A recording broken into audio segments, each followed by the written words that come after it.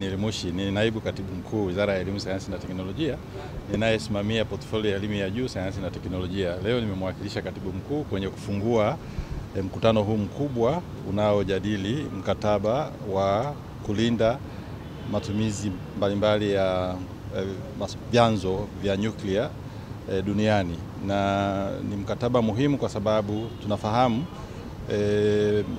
nuclear materials zikitumika vizuri zina faida nyingi, na nchi nyingi sasa hivi zimeshaenda kwenye hatua ya kutengeneza umeme kutoka kwenye nguvu za nyuklia, na tunataka haya matumizi ambayo yana faida kwa binadamu yatumike kwa njia ambayo hayatakuwa na madhara kwa matumizi mengine. Kwa hiyo sasa hapa tumekutana na nchi mbalimbali, takriban nchi 15 kutoka duniani zimekutana mahali hapa kwa ajili ya kujadili maboresho kidogo kutoka kwenye mkataba. Mkataba ulishakuwepo, lakini hivi karibuni umefanywa maboresho.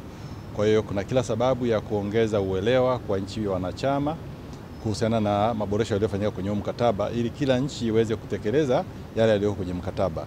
Na mkutano huu umeandaliwa na wakala wa kulinda matumizi ya nguvu za nyuklia duniani, inaitwa International Atomic Energy Agency, ikishirikiana na serikali yetu ya Tanzania kupitia taasisi yetu ya tume ya nguvu za atom TAEC au Tanzania Atomic Energy Commission.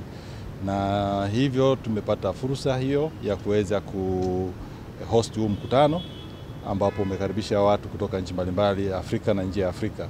Kwa hiyo sisi kama serikali tunaona ni mkataba muhimu kwa sababu kama mnavyofahamu sisi kama serikali pia tunayo nia ya kuanza kutengeneza umeme pia kutoka kwenye nguvu za nyuklia, na ni mpango ambao serikali imeandaa, na hivyo kuwa na mkutano kama huu ni hatua moja muhimu kwenye kujiandaa namna ambavyo tutalinda vyanzo hivyo vya nguvu ya nyuklia ili viweze kutumika tu kwa matumizi sahihi. Na kama mnavyofahamu wakati wa kutengeneza vyanzo hivi vya umeme kuna swala la kusafirisha hayo madini ambayo ni ya nyuklia, kuna masuala ya kuhifadhi kwa maana ya storage na transportation.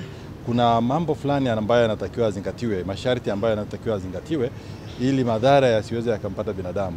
Na tunafahamu sisi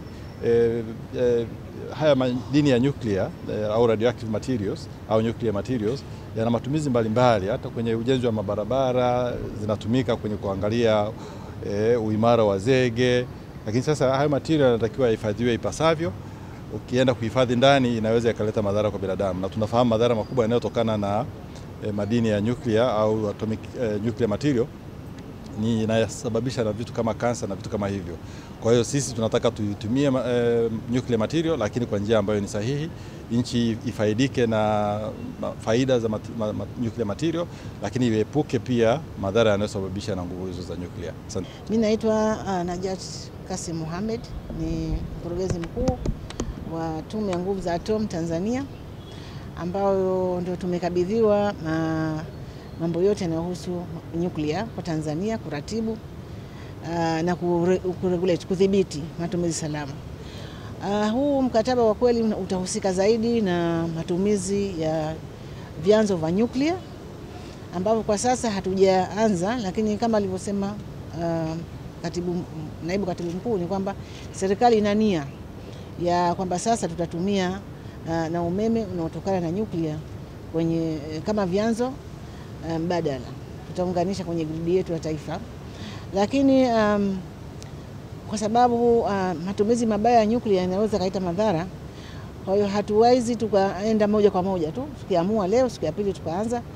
Kuna hatua mbalimbali ambazo hatua hizi zinaangaliwa kwa ukaribu na wakala wa nguvu za atomu duniani, ambao wanatuelekeza kwamba hatua ya kwanza ni hii, hatua ya pili ni hii, na sisi tunazifuata mpaka tunapofikia ambao inachukua kama miaka 10 kama unaenda kwa vituo vikubwa vya nyuklia, au miaka 5 mpaka 7 kama unaamua kuchukua vituo vidogo vidogo. Kwa bahati teknolojia inabadilika duniani. Hata hiyo teknolojia ya kutumia umeme kwa vyanzo vya nyuklia inabadilika kwa kasi, na sasa kuna vyanzo vidogo vidogo ambavyo vilikuwa bado hakuna kwa miaka mingi ya nyuma, ambavyo vyanzo hivi unapoamua kuelekea huko tunaweza tukachukua muda mfupi zaidi. Na sisi Tanzania tunaweza tukaelekea huko kwa sababu tunayo umeme wetu wa maji, lakini huu tutapenda tuongeze, kwa sababu na nchi yetu pia inakuwa kiuchumi na ongezeko la watu. Kama tulivyosema kwamba sisi TAEC ni Tume ya Nguvu za Atomu Tanzania, tumekabidhiwa hayo madaraka ya kuratibu, lakini sisi tunafanya kazi chini ya huyo wakala wa nguvu za atomu duniani, ambao sasa wale wanatengeneza hizo documents za kisheria, kwamba unapotaka kutumia upite hivi, ambao hizi zinakuwa ukisha kusaini kukubaliana nao inakuwa ni ya kisheria kabisa, kwamba inakubidi nini. Kwa hiyo mkutano huu umewekwa kwa ajili ya kuhamasisha. Ulikuwa na mkataba wa kimataifa ambao unalinda vyanzo vya nyuklia ambao Tanzania ilikubali na uliusaini, lakini huu wa sasa ambao tunakuja kuhamasishana leo ni ongezeko, au kwa Kiingereza tunasema amendment ya huo mkataba mama. Kwa hiyo ongezeko hili sasa umeongezea mambo ya transportation na mambo ya storage, kuziweka hizo vyanzo vya nyuklia na kuvisafirisha na pia unahusisha na vyanzo radioactive material ambao si vya nyuklia lakini vya kutoa mionzi. Kwa hiyo tumekuja kuhamasishwa sisi wa Tanzania ambao bado hatujasaini na wenzetu wengine kama nchi 15 za Afrika tuone umuhimu wake, ili tuweze na sisi kujiunga pamoja na wenzetu duniani kusaini na kukubali mkataba huo. Mimi naitwa Profesa Joseph Msambichaka, ni mwenyekiti wa Tume ya Nguvu za Atom Tanzania. Tume ya Nguvu za Atom Tanzania inashirikiana na wakala wa kimataifa wa masuala ya nguvu za atom IAEA. Kwa hiyo Tanzania kwa ujumla tunapata miongozo ya jinsi ya kudhibiti lakini na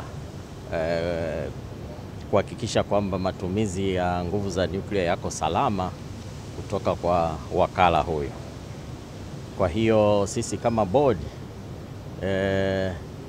ni tuko katika kuhakikisha kwamba tume inafuata miongozo hiyo inayotolewa na wakala huyu wa kimataifa wa nguvu za atom duniani. Na kwa hiyo mojawapo ya kitu ambacho walitaka ni kupeana uzoefu katika masuala ya kukinga vyanzo vya nguvu za nyuklia, ambapo hiyo inahusu vinawekwa vipi salama, vinasafirishwa vipi salama, lakini na kuzuia utoroshaji wa vyanzo vya nyuklia. Kama tunavyojua, vyanzo vya nyuklia sio tu vipo kwenye masuala ya umeme, lakini inaanza kwanza kwenye madini yenyewe ya uranium, alafu inakuja kwenye vyanzo ambavyo inakuwa tayari vimekwisha kuwa purified na vinatumika kwenye maeneo mengi.